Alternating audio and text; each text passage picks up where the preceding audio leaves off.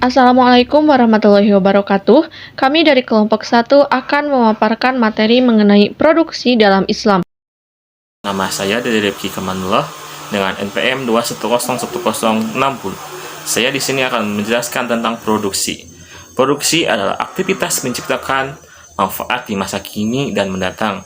Produksi juga merupakan proses transformasi input menjadi output, sehingga segala jenis input yang masuk ke dalam proses produksi untuk menghasilkan output disebut juga faktor produksi. Islam mengabarkan kegiatan produksi sesuatu yang sangatlah indah. Banyak dari ayat-ayat suci Al-Quran yang menjelaskan mengenai pentingnya produksi, dan Allah SWT menyediakan fasilitas yang luar biasa banyaknya. Beberapa ahli ekonomi Islam memberikan definisi yang sangat berbeda mengenai pengertian produksi, meskipun substansinya sama. Berikut adalah beberapa pengertian produksi menurut para ekonom Muslim kontemporer. Yang pertama, Al-Qah.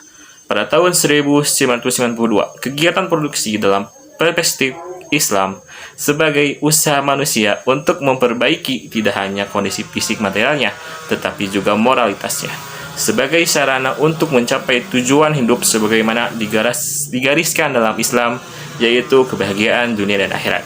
Yang kedua, Manan 1992 menekankan pentingnya motif altruism bagi produsen Islami, sehingga ia menyikapi dengan hati-hati konsep Pareto optimality dan given demand hypothesis yang banyak dijadikan sebagai konsep dasar produksi dalam ekonomi konvensional. Yang ketiga, Rahman 1995 menekankan pentingnya keadilan dan kemerataan produksi.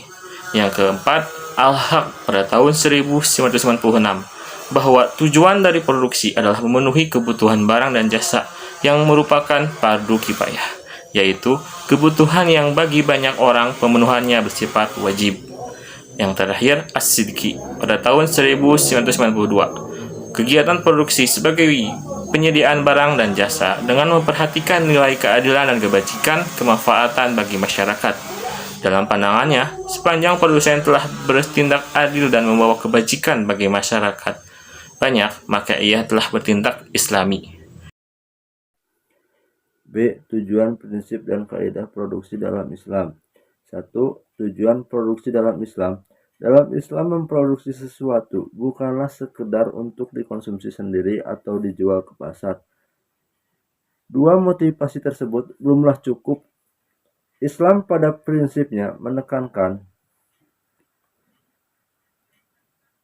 kegiatan produksi yang tidak hanya berhenti pada fungsi ekonominya saja, tetapi juga harus bisa sejalan dengan fungsi sosial. Sehingga untuk mencapai fungsi sosial, kegiatan produksi harus mencapai surplus 5 hal ini, sesuai dengan kutipan surat Al-Hadid, yang artinya, berimanlah kamu kepada Allah dan Rasul-Nya, dan nafkahkanlah sebagian dari hartamu yang Allah telah menjadikan kamu menguasainya.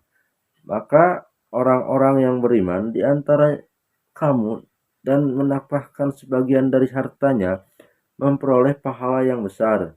Melalui konsep tersebut, kegiatan produksi harus bergerak di atas dua garis optimalisasi. Tingkat optimal pertama adalah mengupayakan berfungsinya sumber daya insani ke arah pencapaian kondisi full employment, di mana semua orang bekerja dan menghasilkan suatu karya, kecuali mereka yang uzur syar'i seperti sakit dan lumpuh. Optimalisasi yang kedua adalah memproduksi kebutuhan primer, daruriyat, sekunder, hajiat, dan tersier, tahsiniyat, secara proporsional, sehingga tidak saja harus halal tetapi juga harus baik dan bermanfaat. Taib. Berbeda dengan ekonomi konvensional yang mengedepankan memaksimalkan keuntungan dan kepuasan, maximization profit and utility. Tujuan yang ingin dicapai oleh kegiatan produksi dalam perspektif Islam adalah kecukupan setiap individu swasembada ekonomi umat dan kontribusi untuk mencukupi kebutuhan umat dan bangsa lain. Pendapat lain yang menjelaskan mengenai tujuan produksi dan dalam perspektif Islam adalah menyediakan barang dan jasa yang memberikan maslahat maksimum bagi konsumen. Secara lebih spesifik, tujuan kegiatan produksi adalah meningkatkan kemaslahatan yang bisa diwujudkan dalam berbagai bentuk. Di antaranya adalah pemenuhan kebutuhan manusia pada tingkat moderat, menemukan kebutuhan masyarakat dan pemenuhnya, menyiapkan persediaannya barang dan jasa di masa depan, pemenuhan sarana bagi kegiatan sosial dan ibadah kepada Allah. Prinsip produksi ekonomi Islam dan konvensional tidak jauh berbeda, di mana kita dituntut untuk memaksimalkan output dengan cara meminimalkan input. Tetapi ada perbedaan di antara nilai-nilai dari kedua prinsip tersebut. Nilai prinsip produksi Islam terletak pada Al-Quran dan hadis. Di sini ada 4 yang ingin saya sampaikan tentang prinsip-prinsip tersebut. Yang pertama, tugas manusia di bumi adalah sebagai khalifah Allah Subhanahu wa Ta'ala, yakni manusia ditugasi untuk memakmurkan bumi dengan amal dan ilmunya. Yang kedua, Islam selalu mendorong kemajuan di bidang produksi, artinya Islam selalu terbuka atas penggunaan metode ilmiah yang didasari dengan penelitian, eksperimen, tetapi Islam juga tidak membenarkan adanya penuhanan terhadap suatu karya ilmiah atau ilmu pengetahuan yang jelas bertentangan dengan Al-Quran dan Al-Hadis. Yang ketiga, teknik produksi diserahkan pada keinginan dan kemampuan manusia.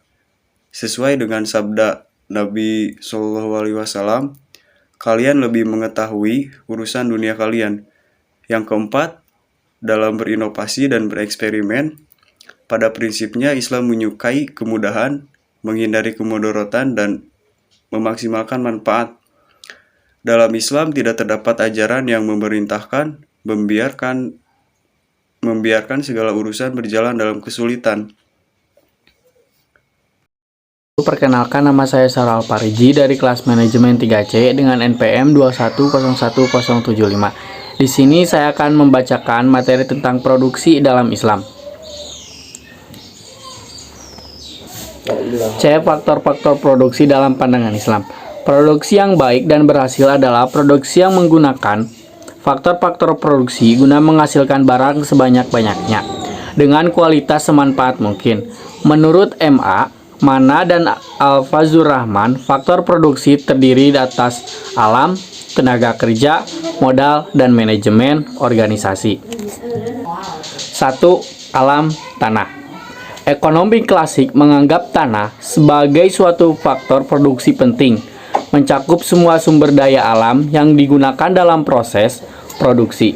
Menurut Afzalur Rahman, tanah termasuk segala sesuatu yang terdapat di permukaan bumi, seperti gunung, hutan di bawah permukaan bumi, dalam bahan galian atau tambang dan kekayaan laut, dan di atas permukaan bumi, seperti hujan, angin, keadaan iklim, geografi, dan sebagainya. Selanjutnya, Afzalur Rahman menjelaskan bahwa tidak diragukan.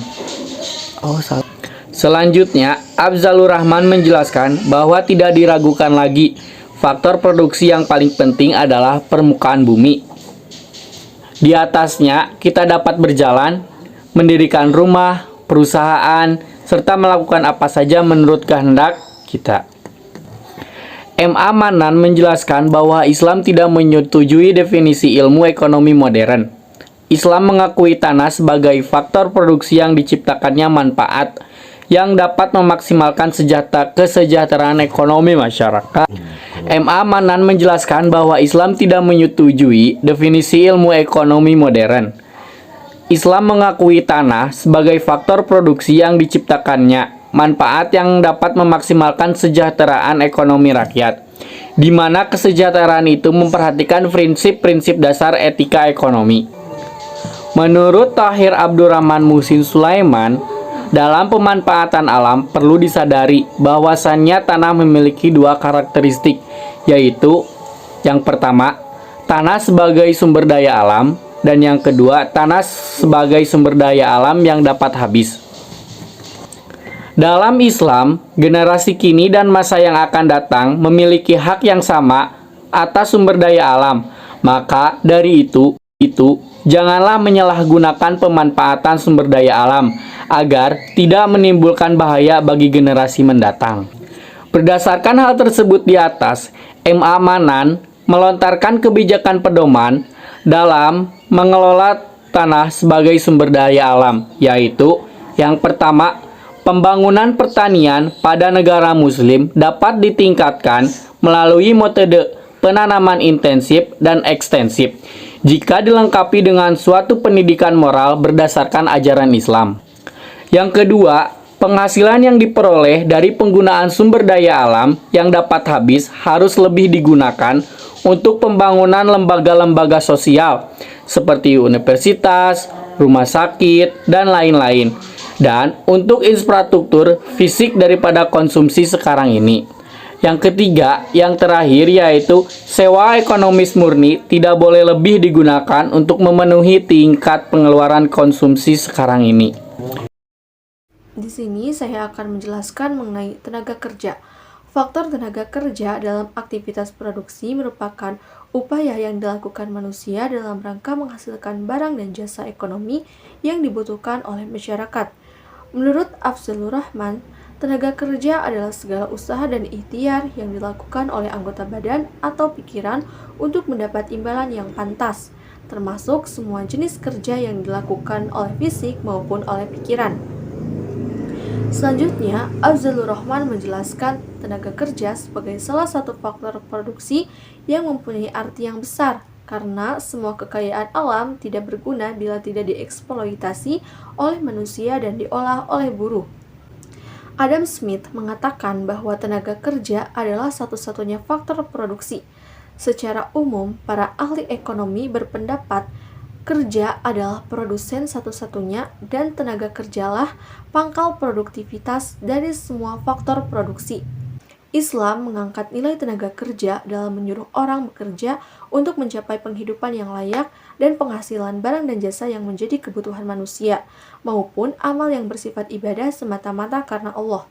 Tenaga kerja dalam Islam tidak pernah terpisahkan dari kehidupan moral dan sosial, karena kode dan tingkah laku pekerja dan majikan berakar pada syariat. Mereka yang mempunyai pekerjaan buruh mempunyai tanggung jawab moral dan sosial.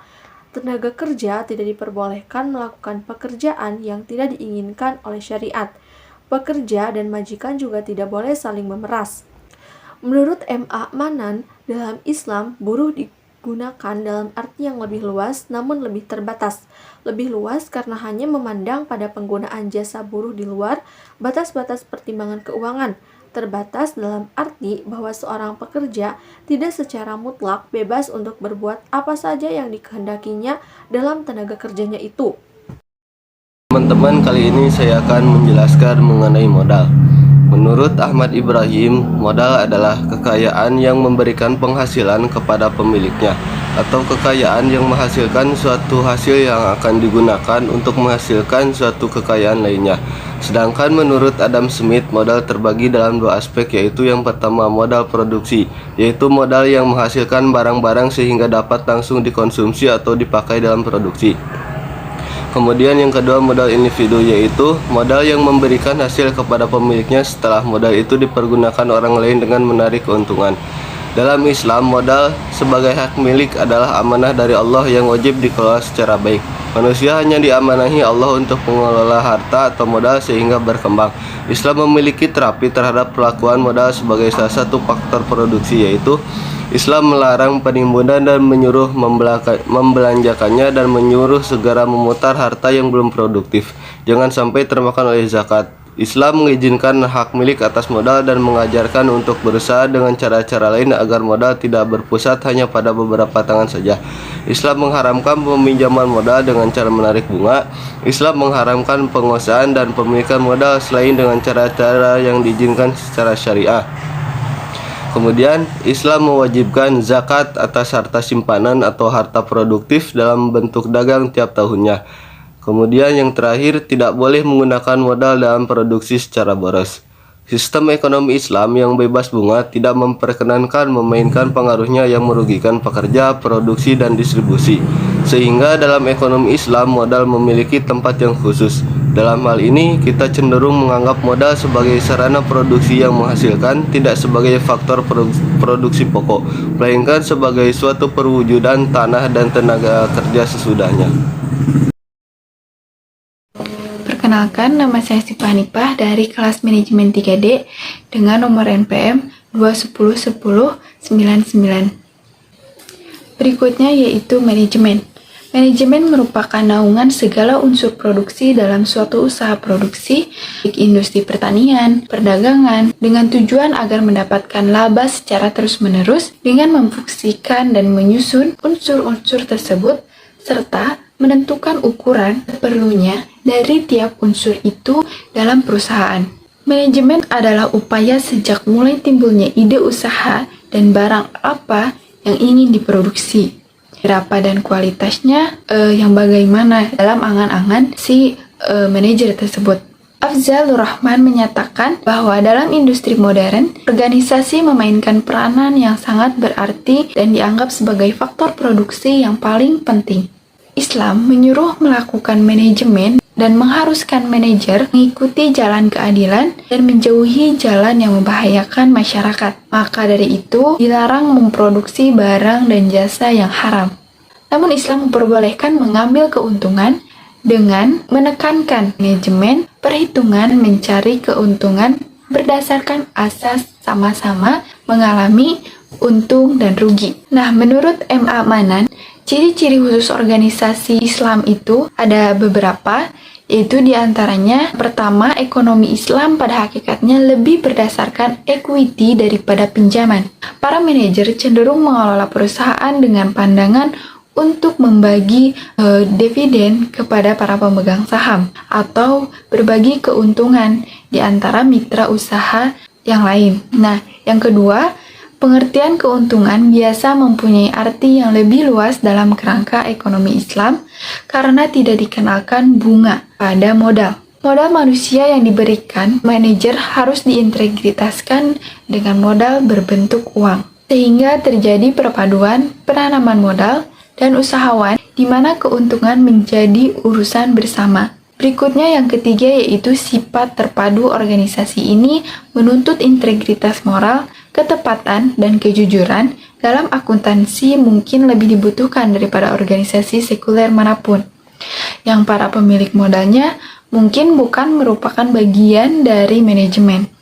Islam menekankan kejujuran, ketepatan, kesungguhan dalam urusan perdagangan. Mengapa? Karena mengurangi biaya penyediaan atau supervisi dan pengawasan. Yang keempat yaitu faktor manusia dalam produksi dan strategi usaha yang barangkali mempunyai signifikansi lebih diakui dibandingkan dengan strategi manajemen lainnya yang didasarkan pada memaksimalkan keuntungan atau penjualan.